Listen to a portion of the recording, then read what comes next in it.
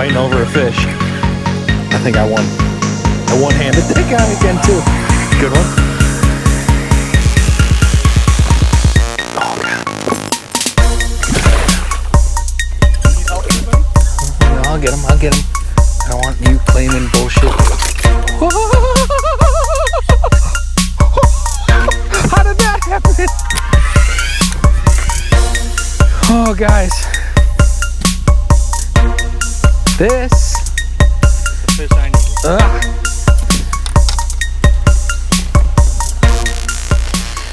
Alright guys, welcome back to another episode of Fishing's Not a Crime. If you have not done it yet, please subscribe. If you have, thank you very much. Today, we are at the Hennepin Canal. Oh, that cast's nice. And Trevor and I doing a little, he's back there. Hi Trevor. We're gonna do a little tournament between the two of us, 3 best fish. But that's not what the video is about. Today's video is gonna be a little bit different than videos I've done in the past. I'm gonna tell you my story about how I got into fishing. So hopefully I catch a fish while we're doing this story. But if you are not interested in that story, why don't you go on somewhere else then?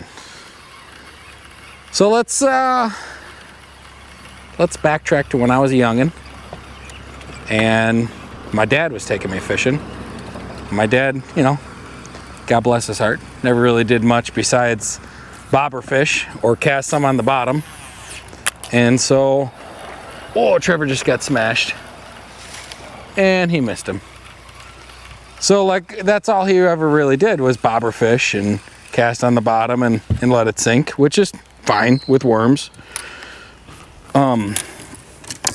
Got me started into it, and I can pinpoint it down to a single day when I really just like enjoyed fishing. We used to go to this lake in Chicagoland area called Mallard Lake, and we would walk. It was awesome.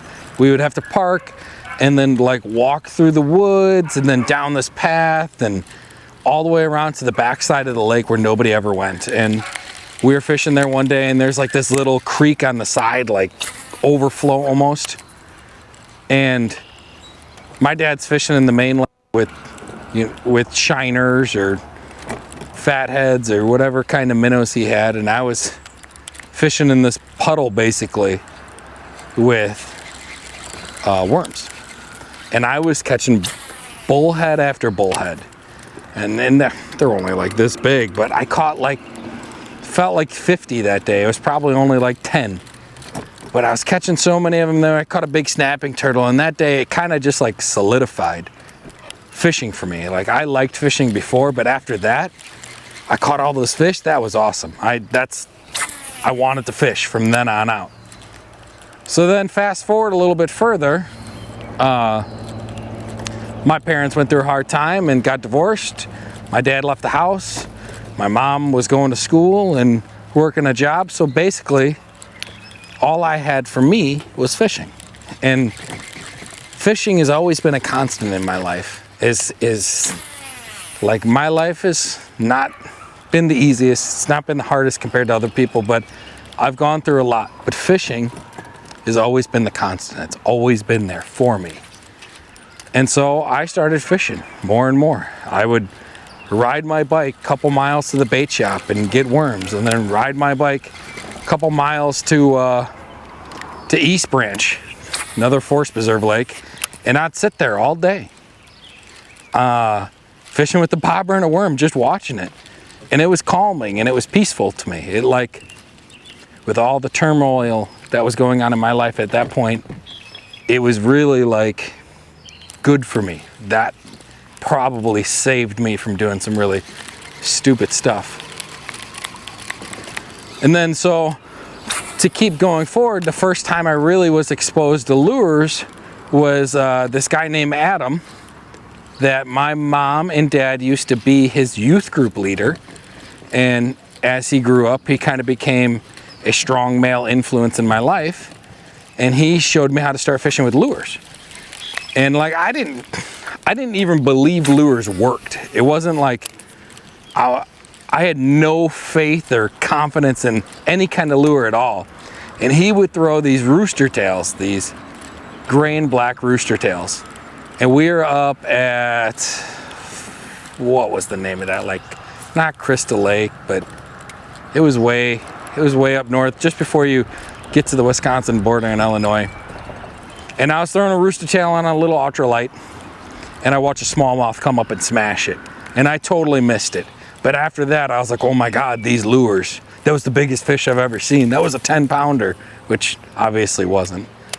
But after that, lures were it for me. Like I had to get into lure fishing. So I started fishing rooster tails on ultralights, and that's all I threw all the time.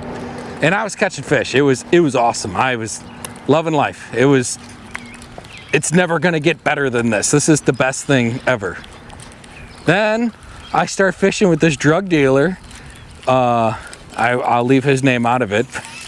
He was totally this cokehead drug dealer, and he taught me about other lures. And I watched him catch some giants. And he was kind of telling me about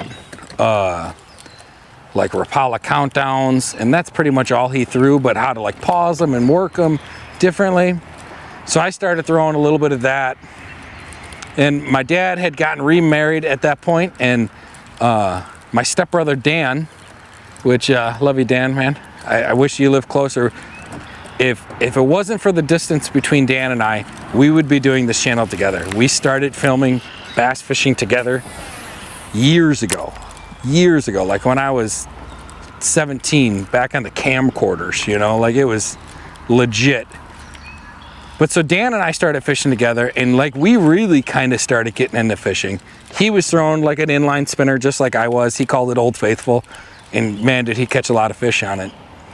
But then we started to branch out and started using like ribbon tails and Texas rigs and drop shotting, and this is all in the ponds in Chicago. And I started throwing a fluke, which I love, a super fluke. It wasn't even that brand, it wasn't Zoom, it was Bass Assassin. And Bass Assassins, they got a little more weight to them, I love them. And Sluggos, those are legit baits. But so I started throwing them on scum like this, and I got these Zoom horny toads. And the first time I had a topwater blow up, I mean, I was fishing every day. I was living at my dad's house, I had lost my license, and every day I was going out and fishing. And I was working a full-time job, but still. First time I got that topwater blow up, I was like, that same experience I had with the rooster tail. This is it. It's never gonna get better than this. This is the best kind of fishing you can do. And so like I kind of just continued to grow at that point, fishing the ponds. And then my brother and I got a boat, and we started fishing like Lake Delavan and Lake Geneva and Lake Jericho, Lake Shabana, all those places that are within driving distance of the Chicago suburbs. And we loved it.